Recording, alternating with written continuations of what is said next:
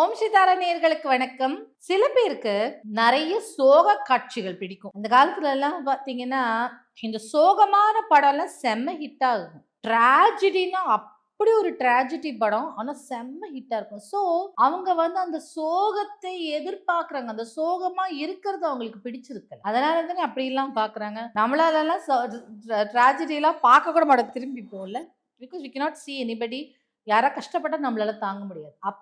ஆனா சில பேருக்கு இப்ப இப்ப நிறைய டிவி சீரியல்ஸ் எல்லாம் பாத்தீங்கன்னா நினைச்சு கூட பார்க்க முடியாத அளவுக்கு ஒரு பிளானிங், ஒரு வாழ்க்கையை கெடுக்கிறது அப்படிலாம், அப்பா இவ்வளோலாம் யோசிக்கிறாங்களா, இப்படிலாம் கெடுப்பாங்களா அப்படின்னு யோசிக்கிற அளவுக்கு அப்படியே அழுகாட்சியா வீட்டுல பாக்குறோம் இல்லையா?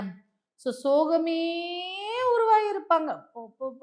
நிறைய பேருக்கு சோகமா இருக்கிறது ரொம்ப பிடிச்சிருக்கும். அப்படி அப்பா என்ன மீனிங், என்ன ஒரு படம் வா அப்படின்னு. நம்ம படம் பார்க்கறதே ஒரு ஜாலியா இருக்கிறதுக்கு, நம்ம கஷ்டத்தை மறக்கிறதுக்கு, சிரிச்சு சந்தோஷமா இருக்கிறது, குட் எனர்ஜி எடுக்கிறதுக்கு. அங்க போய் அழுகாட்சி படத்தை பார்த்து நம்ம மனசு கஷ்டப்பட்டு அந்த அழுகாட்சியெல்லாம் நம்ம இப்போ டிவி சீரியல் பார்க்க அந்த அந்த நெகட்டிவ் எல்லாம் நம்ம வீட்டுக்குள்ள அழுதுட்டு அப்படிலாம் இருக்குன்னு அது கொஞ்சம் நல்லா இருக்காதுல்ல. நெகட்டிவ் எனர்ஜி தானே கொடுக்கும். அவங்களுக்கு ரொம்ப பிடிக்கும். சில பேரெல்லாம் என்ன பண்ணுவாங்கன்னா, எங்க அம்மா காலத்துல அப்படிலாம் டிவி அவ்வளோ இல்லையா, இதுல தான் தியேட்டர்ல தானே போய் பார்ப்பாங்க. டிவி இருந்தாலும் ரொம்ப அது இன்னும் போரிங்கா இருக்கும். அது பதிலாக நம்ம விளையாடிட்டே போயிடலாம். ஸோ அந்த மாதிரி இருக்கும்போது எப்படியும் அந்த படம் சோகமா இருக்கும், எப்படியும் அழுவோம், நம்மளுக்கு எப்படியும் தலைவலி வரும்னு சொல்லிட்டு என்ன பண்ணுவாங்கன்னா, தலைவலிக்கு தைலம் இதெல்லாம் எடுத்துட்டு போவாங்களாம். எனக்கு ரொம்ப ஆச்சரியமா இருக்கும். அப்படியாச்சும் நீங்க ஏன் அந்த படத்தை போய் பார்க்கணும் அப்படின்லாம் சொல்லுவேன்.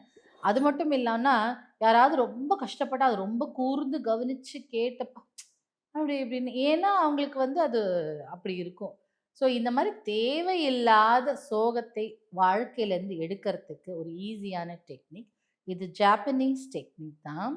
இந்த சோகத்தை நம்ம மனதில் இருந்தோம், அந்த சோகத்தோட அட்டாச்மெண்ட் இல்லாமல் இருந்தோம், அதுக்கப்புறம் அது ஃபுல்லாக நம்ம வாழ்க்கையில் எலிமினேட் பண்ணுறதுக்கும் இந்த ஜாப்பனீஸ் டெக்னிக் யூஸ் பண்ணலாம். அது ஒன்றும் இல்லை, நம்ம மோதிர விரலை நல்லா ரொம்ப பிடிச்சி அழுத்தக்கூடாது, ஜஸ்ட் இப்படி கெட்டியமாக பிடிச்சிக்கிட்டாலே போதும்.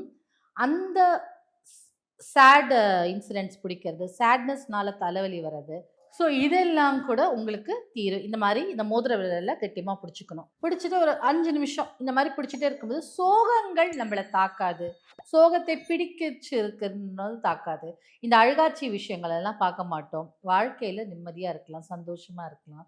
மனசை பாதிக்கிற விஷயம்லாம் பார்க்கக்கூடாது.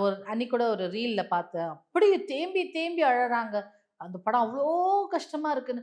ஐயோ அதெல்லாம் பார்த்துட்டு நம்மளுக்கு 1 மாதத்துக்கு மனசு வலிக்கும், அதெல்லாம் பார்க்கக்கூடாது அப்படின்னு நினச்சிப்போம். ஸோ அந்த மாதிரிலாம் அந்த அந்த சோகம் நம்மளை தாக்காமல் இருக்கணும், அழுகாட்சியிலேருந்து தப்பிக்கணும்னா இந்த டெக்னிக், இந்த ஜாப்பனீஸ் ஃபிங்கர் ஹோல்டிங் டெக்னிக்னு சொல்லுவாங்க. இப்படி அழுத்தி பிடிச்சிட்டாலே போதும். இதுக்கப்புறம் நீங்கள் என்ன பண்ணுங்க, ஏதாவது ஒரு இப்போ நீங்கள் ஏதாவது ஒரு காட்சி உங்களை ரொம்ப பாதிக்குது அப்படின்னா, நம்ம சொல்லியிருக்கோம் ஆர்கேஞ்சல் மைக்கேலோட வாளை கொண்டு, ஆர்கேஞ்சல் மைக்கேல் ஸ்வார்ட் ஓரா கட்டுன்னு சொல்லி அந்த நினைவை, அந்த மாதிரி அழுகாட்சி சீனை, சோகமான சீனை அப்படி கட் பண்ணி விட்டுடும். அப்படி கட் பண்ணி விடும்போது அந்த சீனுக்கும் நமக்கும் இல்லை ஓரா கனெக்ட் கட் ஆகிடும். கொஞ்சம் கொஞ்சமாக அது மறந்தும் போயிடும் நம்மளை விட்டு. ஸோ அந்த மாதிரி எல்லாம் நீங்கள் ட்ரை பண்ணலாம். இந்த சோகத்திலேருந்து வெளியிலையும் வரலாம்.